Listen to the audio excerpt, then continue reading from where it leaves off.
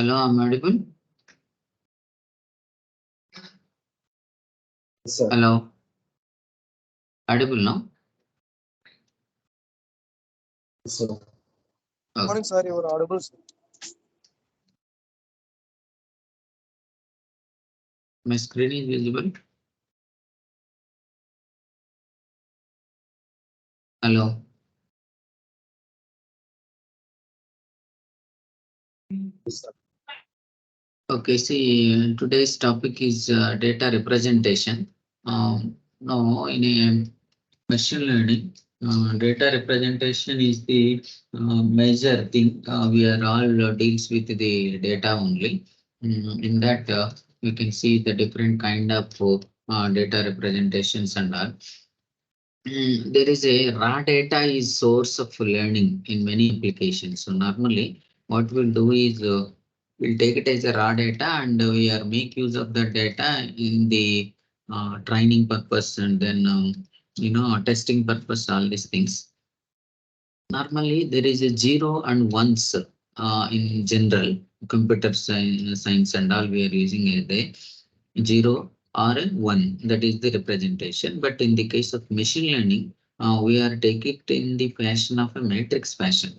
So rows and columns, that is the data representation one way. Either vector, suppose it is having only one data, we can represent in the fashion of vector. But in general, huge data we are dealing with, that is a rows and columns wise, that is in the machine learning aspect. Data refers to the, it may be anything that depends on our application. One thing is it may be people or things or events, ideas, title, integer or any cast. So that is the way we have the data.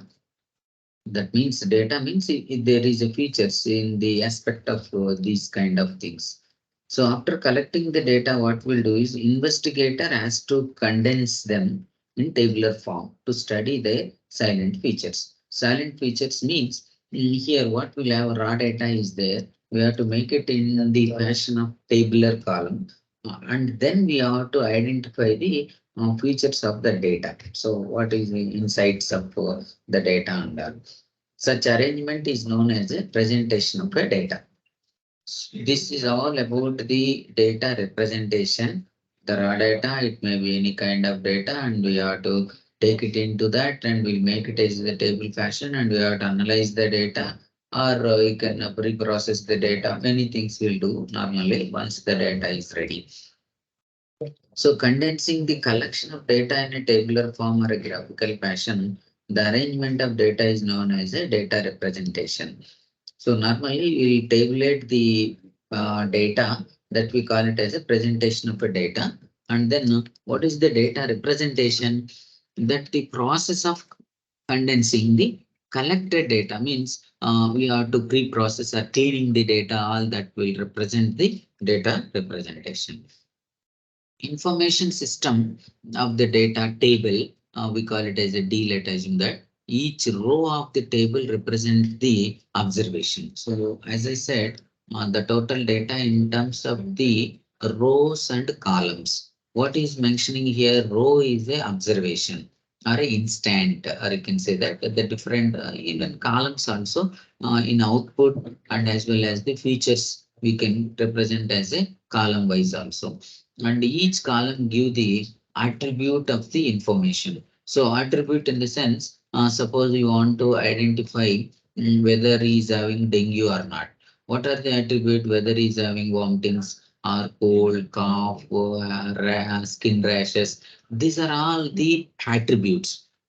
But it may be any number of persons you are considering as attribute. The based on the attribute, the results will be as a target. What is the target or output? Whether he is having a dengue or not. So that is the attributes of the information in the column wise, and the data. The information in the data is a row of a table represents the observations.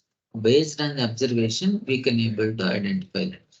Commonly used term instances, examples, samples. Normally we call it as a sample. How many samples data you have, like that they may call you.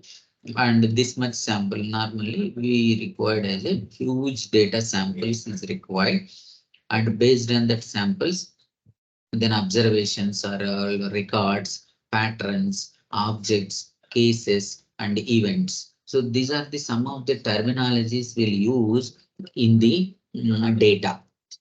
Then different terms have been used to name the columns, attributes, and features being most common. So attributes are features. So what are the features? Suppose we can say that one image we want to identify. What are the features? So each feature we describe there. Based on that features, we can conclude what is your final answer. I will show the table. Set up patients three attributes. Attributes are headache, muscle pain, and then temperature. So these are the three attributes I consider. Based on these attributes, will decide the outcome or a output or a target. That's what depends on the data will represent the names will be differ. And when working with small data set, represents known knowledge is a linguistic form. So if it is a small data set, we normally in the machine learning we don't use small data sets other than for normal simple calculation, but we'll go for as a large data set, numerical values and patient index give the observations and so on. Now we can see the this is one of the representation of a data representation. What is the data representation? Patient index 1, 2, 3, 6 patients are there. Finally, what is our outcome? Outcome or a target or a observation finally, whether the patient having as a flu or not. For that, what are the features? See how three features they consider. Headache is one feature and muscle pain is another feature. Temperature is a third feature. So these features combination of that we will decide whether patient is having flu or not. That's what supervised learning problem and outcome of each observation is known to be as a prior. Whereas in unsupervised, we don't know what is the outcome of this. But whereas in the supervised learning, we can able to know what is your outcome. This is the data. If the patient is having these features, let it be headache is no, muscle pain is yes, and temperature is high, then you can say flu is yes or outcome. And other case, you can see that headache is there, but muscle pain is not there, and temperature is high. Then in that case, flu is no. Like that, how we will get this data? This data will be based on the information of the patients in any hospital. Lot of data, huge data, you will collect that, and then we will decide whether flu is there or not. The knowledge expressed by one distinguished attribute called as a decision attribute. So this we call it as a decision attribute, or you can say that column we call it as a decision attribute. Last column represent the decision attribute based on what, with respect to the task of a category patients. What are the category patients? These are the features. Based on their features or based on this headache, muscle pain, temperature, will decide the outcome. Now we can see that patients is having into two classes only. What are the two classes? Yes or no only. Outcome is here in this case whether he is having flu or not. Or you can say that yes or no or 1 and 0. This is a flu is yes or flu is no. This is the two classes. Now, flu is the decision attribute with respect to the conditional attribute. What is the conditional attribute? Based on these conditions, three attributes are given. You can consider flu is a decision attribute with respect to the condition.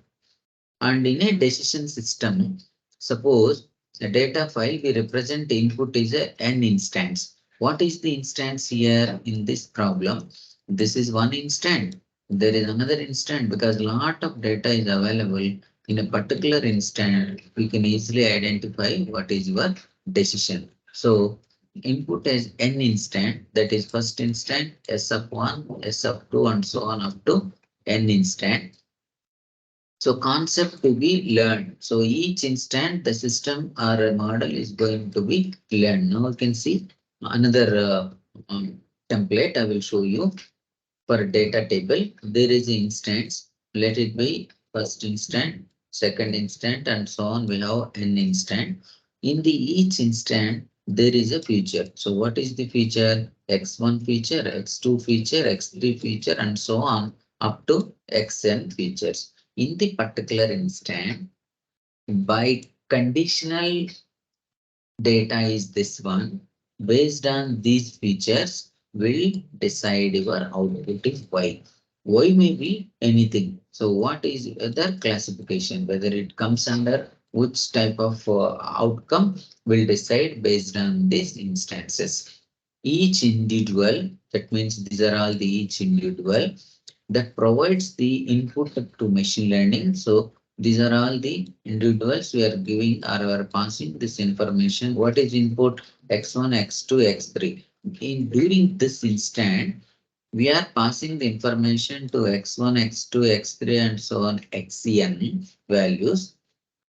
And correspondingly, what is set of n features attributes we are passing to the input.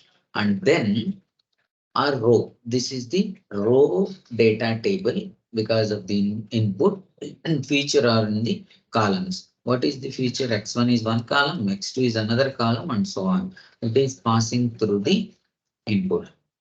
And then training experience is available in the form of uh, n examples. Si is belongs to capital S, then such S is set to the possible instances. These are the possible instances we are able to obtain in the output side. Now we can see other way, time series forecasting. Different data. They may ask you write a short note on data representation. Then you have to explain what is the data used in the computer science. Then what is the data type in the case of machine learning. What are the classification, whether it is a structured data, unstructured data, time series forecasting, like that. We have many representation. It is only the just a short note only. A data structure of forecasting. What is forecasting? Predicting the future. Suppose if you are giving as a input data, some household power consumption, let us assume that in a household power consumption month wise and all the different kind of months, if we give the input data, what is future prediction in the next year, June, what is the power bill or what is the consumption of power, like that we can able to predicting the future. In that case, many prediction is there, not only the power bill and all, what you can say the price of IBM stock market, and the daily value of US dollar to something else, other currency. Like that, we can able to predict how this system is going to predict by training the past data. Now, in the past data, if you train, the system will develop a model. That model is going to uh, prediction. In the same time series data, sequential, a sequence of observations is measured over time. Each observation is indexed by a time variable. It is all going to be observed. What will happen? Measurements are often made at a fixed time interval, so that without loss of general, because some data is taking with interval of some 1 hour, other data is taking interval of 10 hours, and some other data is taking 5 minutes, like that. If we take that way, the observation or instances are different, then it is not accurate data analytics. What we'll do is we'll make it as a fixed time interval, so that whatever data we are collecting, that is in the sequence of steps will be there taken as now whatever may be the interval. the time we can take it as an integer. Let you can see, suppose y of t plus 1. What is t is a current, let us assume that. T plus 1 is a the future. So what next will be the y? In that case, function of you have to collect the information, present situation and the past situation. Based on the information, the function is going to be decide what is the y of t plus 1. The output signal normally, what we seen in the table is the output signal at time of particular t. So you have the data each instant of t, and mean t minus 1, t minus 2, whatever may be the t interval, 10 minutes or 5 minutes, that past values as passing through the signal, then we can easily identify what is the prediction y of t plus 1. We can easily predict. The row can be placed in the different order. The row is what instances. So that can be presented as a ascending order or a can be as a alphanumeric order. So any order you can present as a row, that is the instances. All the cases may not be as a data in terms of numerical. There is in terms of the information also there in the row wise. Like we noticed in the previous tables and all, what is the data in the row wise? Whether he's having headache or flu, I mean headache or rashes or something vomiting, whatever may be the raw data, that is not always the numerical. That may be the information. Based on that, you can able to identify. Let marks obtained by 10 students of class 5 or maybe fifth semester in a class test out of 50 according to their roll numbers. Let us assume that I will show the information is like this. So some marks will be available in this. 10 students marks is given in this fashion. So what we can do is, this is known as a raw data. We don't know whether it is in the ascending order or roll number wise or descending order, something like that. This data, I call it as a raw data. Then above given raw data can be placed in a serial order. So what is the serial order? One thing, maybe one column is a roll number, other column is a marks. Then what is the different? You can notice that we can easily identify or easily analyze from the data. Whereas previous one, simply they have given as a 10 data points. This is the 39 marks, 44 marks, and so on. From that, what we can predict, it is a difficult task, which roll number is having how much marks and all. So now we can able to represent roll number and marks in this fashion. This is the one way of serial order. But if you want to analyze the standard of achievement of the student, now what you can do is arrange them in the ascending order or a descending order, it will give the better picture. So, or this is the table fashion. Suppose if we make it as a something like bar chart, let us do that. Instead of reading the information in this fashion, 39 marks or 40 marks or 22 marks like that, if we represent bar chart, what we can identify from the bar chart, we can easily observe who is getting good marks or who is the highest mark or who is the least mark. So that analysis is simple if you represent in the better in the picture fashion. And now we can see other version also, representation, ascending order and descending order. If you do that ascending and descending order, we can easily observe the marks least and highest from starting to ending if you notice that. And you can see another data representation. There is a graphical data representation. In example, you can give whatever may be the value, not only these values, by your own, by your thinking analysis, you can show the different kind of data representation. In a graphical, you can see that bar chart. Marks obtained by 5 students of a class that according to their names, 7, 8, 6 or something, we can given, this is one way of representation. They're given name corresponding marks. Then you can plot this in the bar chart. This is the one of the representation. Another data representation is a histogram. but it is similar to bar only, but it is not a bar chart. What it will give is in the class, the grouping.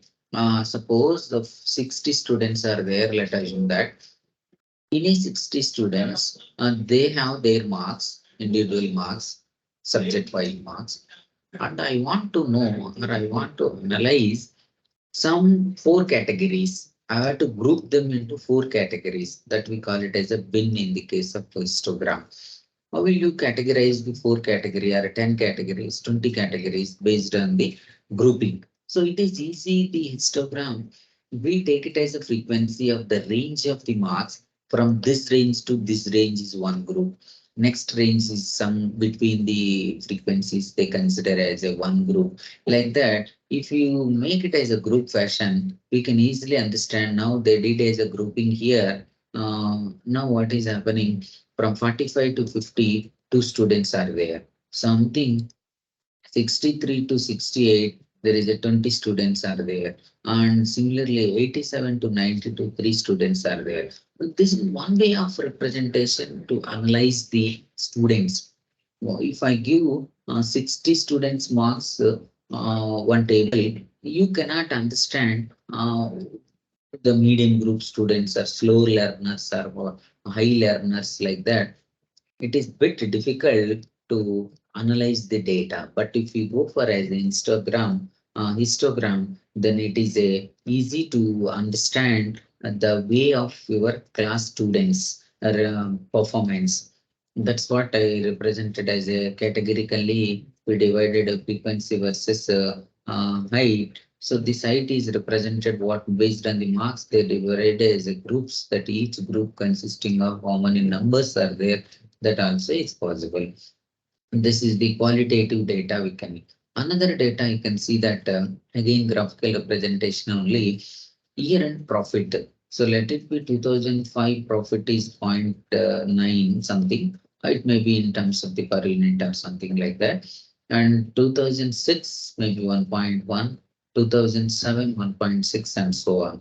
So now what you have to do is we have to represent the line graph, which use the lines and points to present the change in the time known as a line graph. You can see that with respect to time, x-axis, what is the y years in 2005, what is the point, 2006, what is the point, and so on. Will represent that old day by day, what will happen, increasing the population. By seeing that graph, we can easily identify the instance of that data. Now, other thing is we call it as a pie chart. Pie chart is a graph that structural graph representation in a numerical proportion. So now the thing is how much portion is related to subways or Greenwich. So like that, KFC and these are all the some of the best fast food restaurants. Now, what we will do is how this portion will decide the what we call it as 35 by sum. If you give 35 by sum, percentage is going to be divided. Then 23 by total sum, then 18 by total sum. Like that, the grouping will get each KFC. Suppose 35 by 35 plus 23 plus 18 plus 15 plus 9. That will give the percentage of that portion. So that percentage, it will show you as a, here different kinds will be there. Some cases you can represent the percentage here itself in each portion, that you can take it based on your requirement. So these are the way you can able to represent the data, a bar chart, box plot or something. This is the one of the way pie chart is going to be. Now, other way you can see here, the structured data and unstructured data. Structured data, collection of structured data is bit costly when you consider as a unstructured data. Now we can see the structured data. Digital information can be categorized into two classes. One is structured data, another one is a unstructured data. And there is a recent 72 analysis led to can say that 70 to 80 percentage of all the data available in the corporate today is unstructured data. Like images is unstructured data. So many unstructured data will be available information in, we are collecting the information from Facebook, Google, or something, Twitter, or many other Instagram data. All the data is a unstructured data.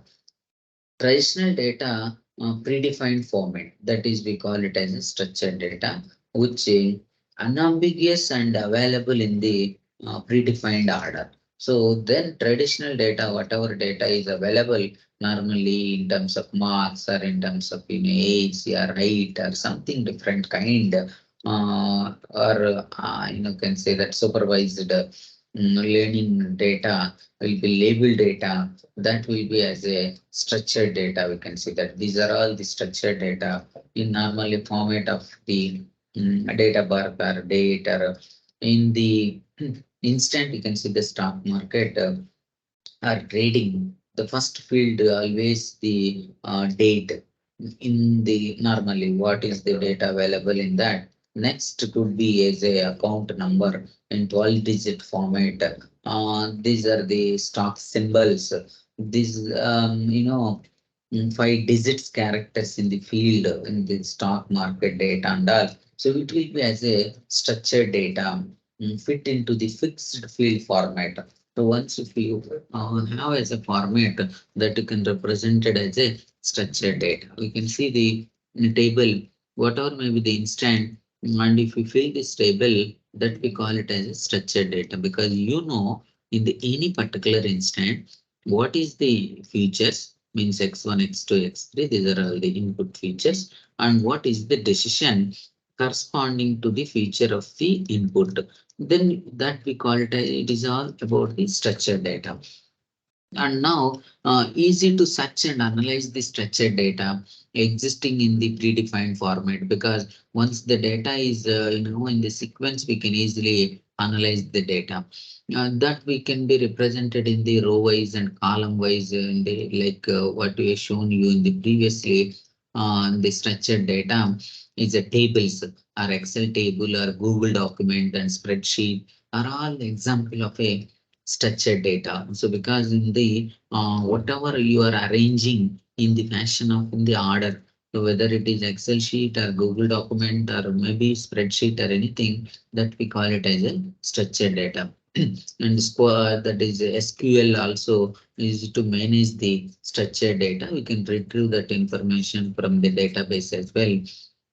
Highly organized and understandable of the machine learning, because it is all about the structured information. We can easily understand this thing.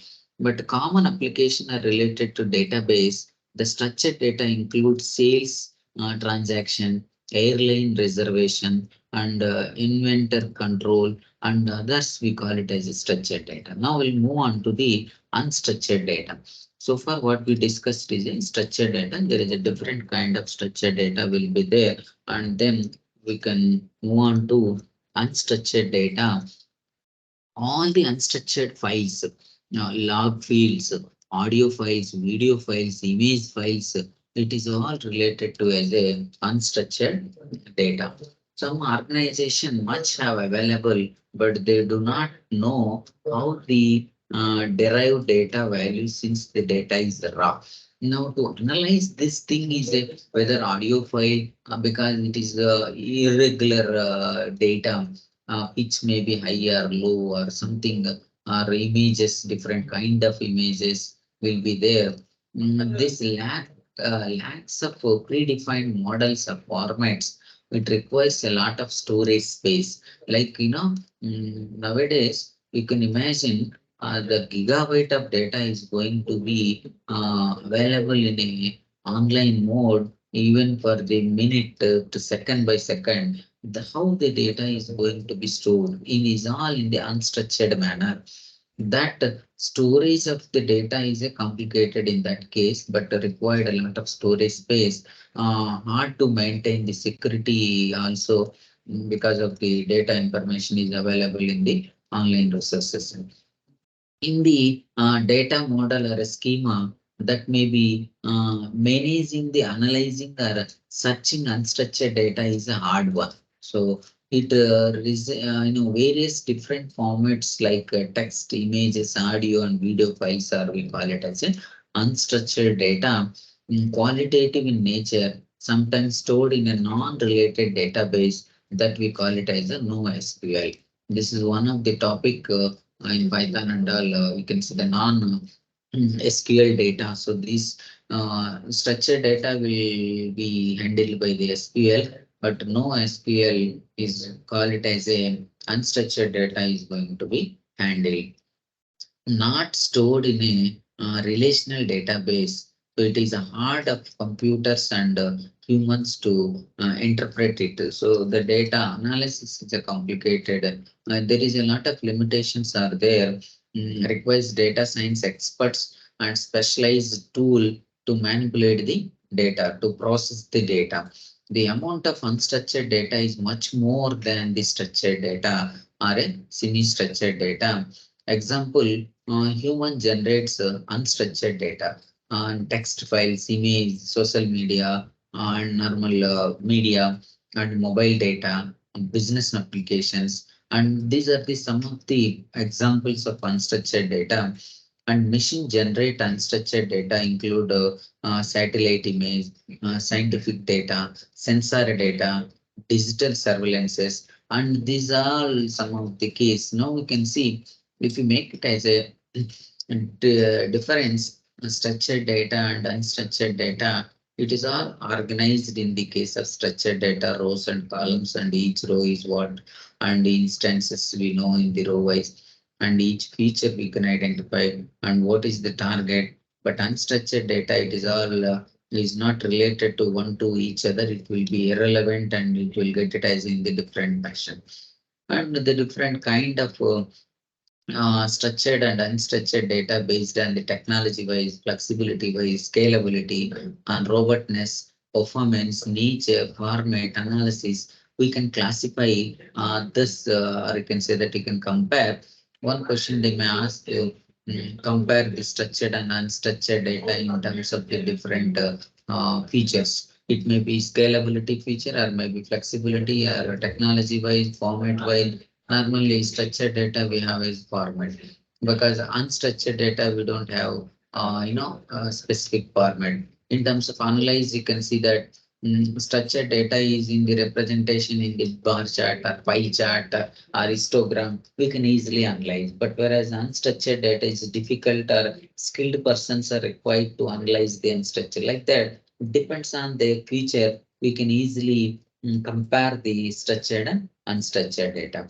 And another topic we can see, these are all first unit, all related to basic information only. From second unit onwards, we are able to solve the problem using the machine learning algorithms. We can able to predict.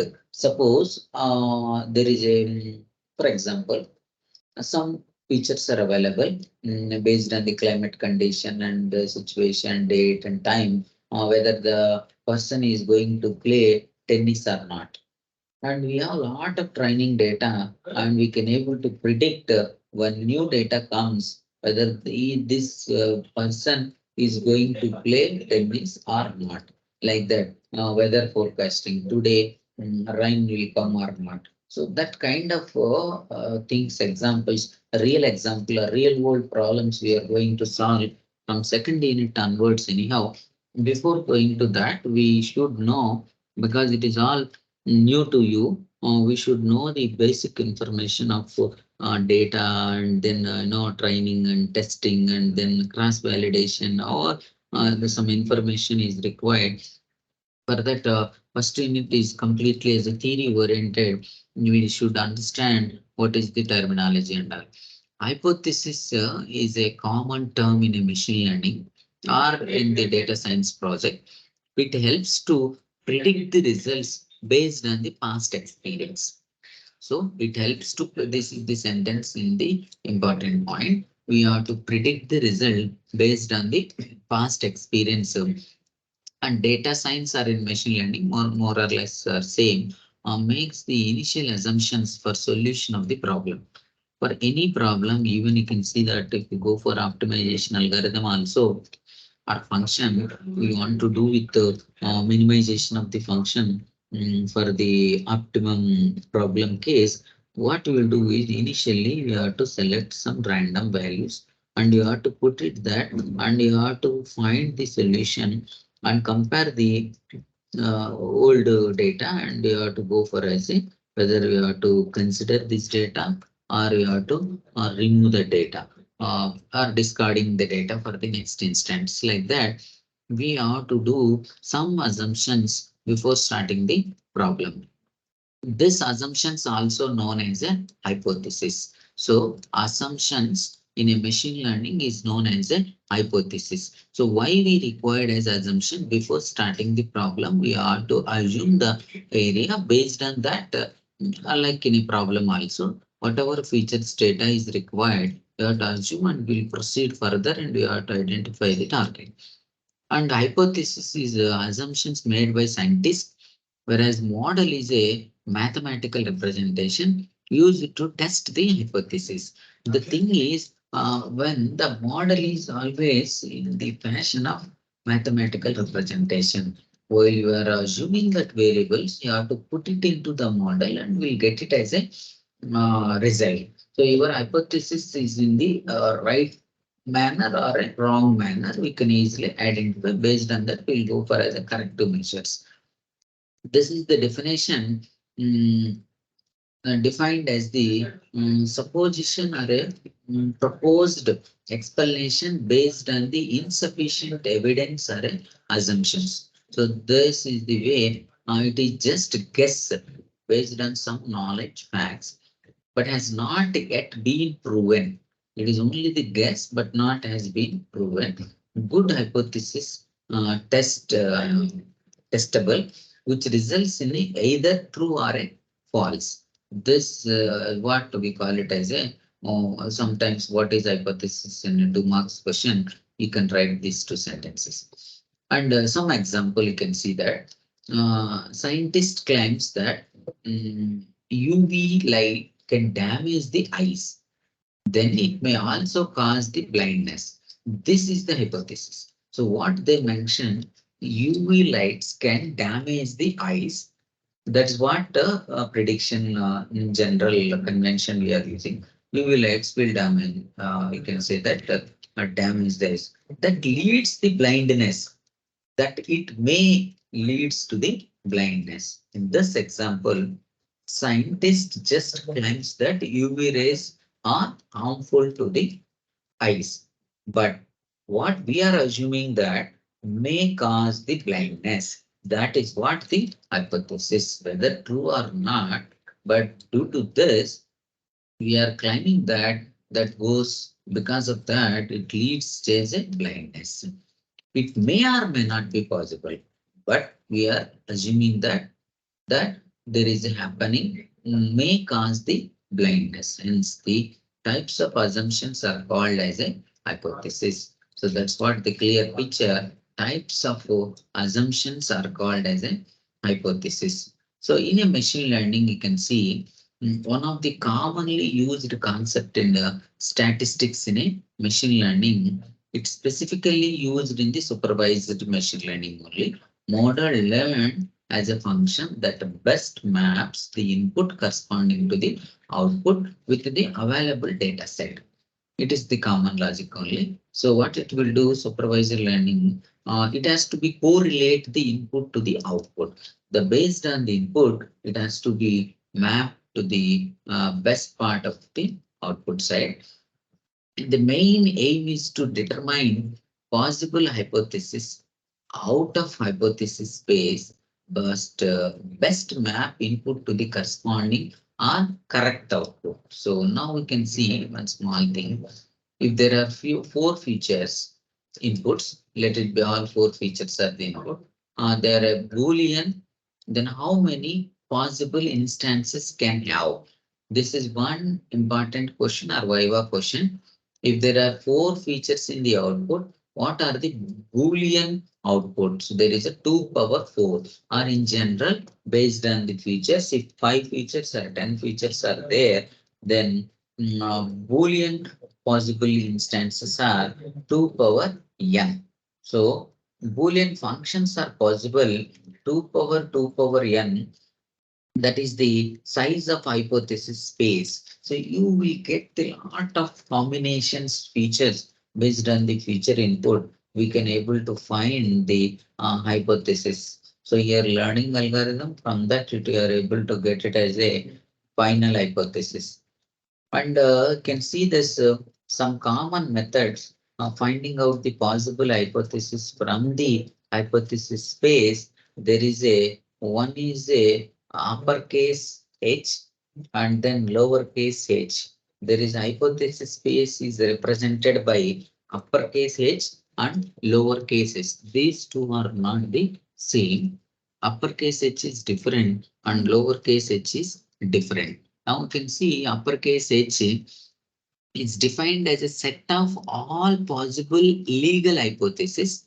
Hence, it is also known as a hypothesis set. That set we call it as a uppercase letter. It is used by supervised learning algorithm to determine the best possible hypothesis described the target function, or it is mapping with the input to the output. And then small, you can see one word. Remember, this terminology is required and even for the next unit as well. Hypothesis space, we call it as a H. Hypothesis, we call it as a H. I mean, capital H is a space, hypothesis space, and small h is a hypothesis. That means it defined as approximate function that best describes the target in supervised learning algorithm. It is all used only in the supervised algorithm only. The primarily based on data as well as bias and restriction apply to the data. Then conclude as a single hypothesis that maps input to proper output and can evaluate as well as used to make the predictions. So we have to find the prediction as well based on the single hypothesis maps or relation between the input to proper output concept. We can able to predict. And you can see the following: y is equal to mx plus c or b or any notation. As you know that m is the slope of the line and y is divided by the change in the x, and x is a domain, and interpretation c is the intersection. If I write a straight line, wherever it will be intersect, that is the point. Now you can see the hypothesis capital H and small h is hypothesis space in two-dimensional coordinate is described as follows. Now, what you have to represent as a hypothesis line. So here hypothesis line means that you can see that x and y is there. Somewhere you will get the plus sign and somewhere you will get the minus sign. But I want to divide this portion in like this. Let us do that. And this is the hypothesis we can predict. And now this side is one category. This side is another category. If you find if point is this, whether it is a plus or a minus, or if point is this, whether it is a plus or minus. Like that, not only one way you can divide this way, or the many features will be there based on your data set. Now, what we are doing is from y is equal to mx plus c, we dividing that in the different parts. Now, the feature is like this. What we will say, suppose we want to test the data, which we have to determine the output or a result or a target or a final outcome. Now, this is the available data with you. Now, the question comes at this point, what is the probable target or what is probable expected outcome of this feature? So that means whether it is a plus or a minus. So these things we have to calculate whether it goes in the group of plus or in the minus sign. Now, for that, I wrote as a line, something hypothesis line. And we can categorize these two things in the two categories. So if we divide this coordinate plane in such a way that it can help you to predict the output as follows. So what is the predict output? Let if my space is like this, it is near to this line, or it is near to this side, or any upside, we can easily identify. Based on the given data set, the output results will be as follows. You can see, if I consider the line is like this, if you want to identify this side, it is all the possible, option is there, it will be in the plus, because it is all data points are in the positive side. And if it comes this side, if I segregate the line is hypothesis line is like this, it is comes under this line, we call it as a negative. It comes under this line, it is a positive, but it is not, so still it is accurate. We're dividing and there is a prediction that you will get as a positive or a negative. Based on the algorithm and constraint, the coordinate plane can also divide in the otherwise also. We can see slightly, if I make use of this fashion, then what will happen? There is another prediction is going to be takes place. Divide the different categories. You can see if I divide the line is like this prediction is positive, this prediction is positive. But whereas this prediction is negative and this prediction may be negative. Like that, the based on the division, you can see whereas in the earlier, what is happening, these two are in the positive, these two are in the negative, but still if I draw like this line also, we are able to get it that all the legal possible ways in which they can divide to coordinate a play to predict the output, the test data composite of the hypothesis space. Now we can see each individual possible way is known as the hypothesis. What is the possible way? I can draw a line is like this, or I can draw a line is like this, or line may be like this, that we count as a different possible lines we can represent as a hypothesis. So the possible hypothesis will be like this. In a space, you can able to draw possible way. We'll go for problems. We'll go in detail of the hypothesis space as well. Then another topic is a inductive bias. So this is a set of assumptions in a machine learning make about the relation between the input feature and output feature. Output is a labeled and input is a some features. The feature may be anything what we discussed in the table fashion that will be training the data. In other words, the prior knowledge or a belief that algorithm uses to generalize the training data to new unseen data.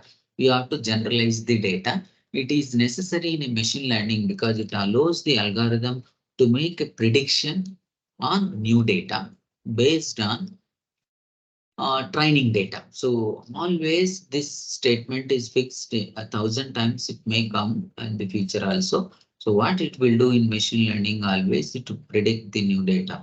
Like previous table, plus and minus is there. If new data comes question mark, we have to predict whether it is a positive or a negative. And if they encounters new data, it would have to start from scratch. This is the problem actually. If we suppose, again, we have to analyze if new data comes, again, it has to start from the scratch without any prior knowledge. We don't have the prior knowledge, making it less accurate and less efficient. So this is the problem normally. 1 minute.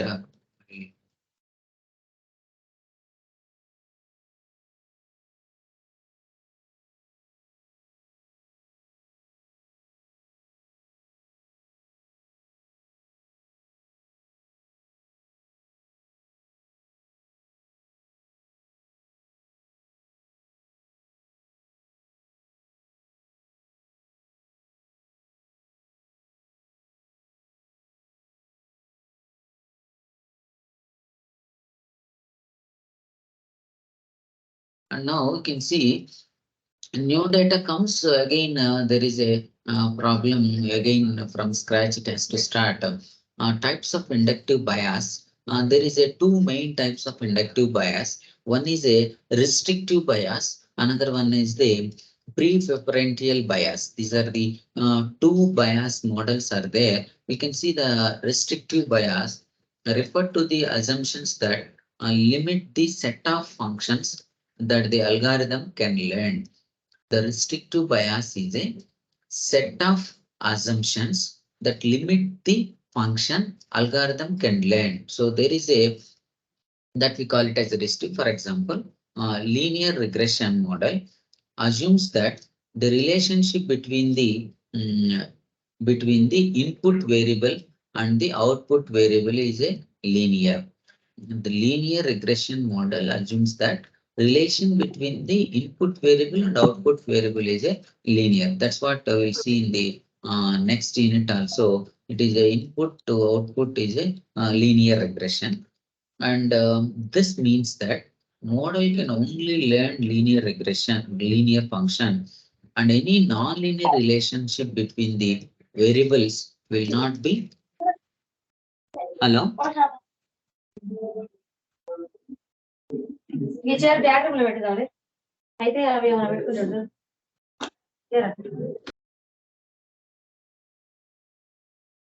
So what we can do is that will be model can learn linear function, and if non-linear relationship between the variables will not be captured. So that is the problem here. And another example, a decision tree. These two things will comes under the next unit, how we are to get the decision tree. Based on the decision tree, we will finally will get it as yes or no concept. If these are the features, what is the target? And in decision tree algorithm, it is assumed that the relationship between the input and the output variables can be represented by a tree in the structured fashion. This algorithm can only be learned functions that can be represented by decision tree. And another thing is, we can see there is a two inductive bias. The second one is a pre-preferential bias. It refers to the assumptions that some functions are more likely to learn than others. For example, neural network with a large number of hidden layers and parameters as a preferential bias, that is a pre-preferential bias towards the complex or non-linear functions. This means that algorithm is more likely to learn complex functions than simple ones. So this neural network always will learn complex functions because there is a lot of data will be available in the hidden layers, because many number of deep learning also the same relation with the neural network. That's the reason we call it as a deep neural network as well. You can see that k nearest neighbor algorithm, which assumes that simple input have similar output. The similar inputs have similar outputs. That will be as a k nearest neighbor. This is one of the algorithm we are going to discuss. Here, the lot of algorithm linear regression will see, and decision tree we can see, k nearest neighbor also we can see. Like that, many of the other algorithms we are going to discuss in the real world problems from second unit onwards. Algorithm more likely to predict the same output for inputs that close together in a feature space. You can see that two learners are shown as a set of training examples, which are consistent with multiple possible rules. When the learners are asked to generalize the novel example, responsible related to that have learned different rules. The differences cannot be due to the training data because both learners have seen same training data. So here the thing you must remember, even for the later point of time also, while you are training and testing with the same data, we need to do. You cannot do training is one set of data and testing is another set of data. That should not do. Differences must be due to some property of the learners. the properties that determine how learner generalize the ambiguous data is called as a inductive bias. The learner on the left has an inductive bias, mm, favoring generalized based on shape. Yeah, we can see that. I will show the example in that. Whereas in the right side, inductive bias favor generalized in the based on the color. You can see one. This is the total picture of inductive bias. So the question is here, you can understand very simple logic instead of whatever theory I explained so far, that we can understand by using as a pictorially. That will give the more sense. Now, what we are training to model saying that if I give this type of image will represent as a dax. So let it be as a one square like this. This is a blick. So this type we call it as a blick. So there is a two things based on the shape we can try based on the color. What the bias is doing here, inductive bias. Suppose if I give one new feature, something like this, what is the observation from these two things? Above side, this blue color represents one type of shape. Green color represent other type of shape. But whereas shape side, this will be as a square, this will be as a triangle.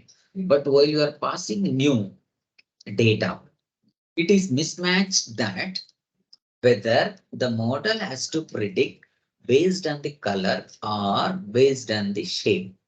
If suppose if it predicts based on color, what it will give the result? This is a DAX.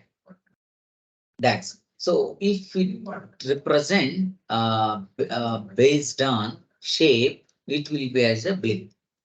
So this is the different. We can observe that is this DAX or a blip. So because the question is like this, we are passing this symbol and asking whether these two things either of one. Now what it will do? It's this will say it's a blink. Why it is saying blink? Because it is a DAC is a square and the blink is a triangle, like that the model is trained. In that case, it will shape because based on the shape, it is a triangle. That's why we can this model will predict correctly based on this shape. But now we can see another one. What is happening in this case? It is a blue. Blue object is what? He knows that blue object is a tag. That's the case. This will be ambiguity. So now other one is shape. So shape, it is based on the bias. If it goes to bias in terms of shape, then it will get one answer. If it go in terms of color, it will get as a another answer. Like that, learner with a shape bias. If he learn as a bias of the shape, he will get one answer. And learners with a color bias, we will get color means this is what? Blue color. Blue color means is a DAX. So that's the reason the bias will work. And now we'll see other thing is training and testing the model that we'll see in the next class. So once you try to, after completing of this, what I will do is I will share this PPT to all of you and briefly each point, whatever syllabus is there, and based on that syllabus, we can easily understand the concept, basic concept. Then later point onwards, from second in onwards, nothing, you no need to prepare. Whatever I will teach in the class with numericals, that itself we can easily understand, we can easily predict the future objects. Once future data comes, we can easily identify that. So that is the kind of subject. It is very easy. Only the terminologies you have to understand initially. After that, we'll move on to real type problems. Now I will stop this. If you have any queries, you can ask me. Otherwise, you can leave.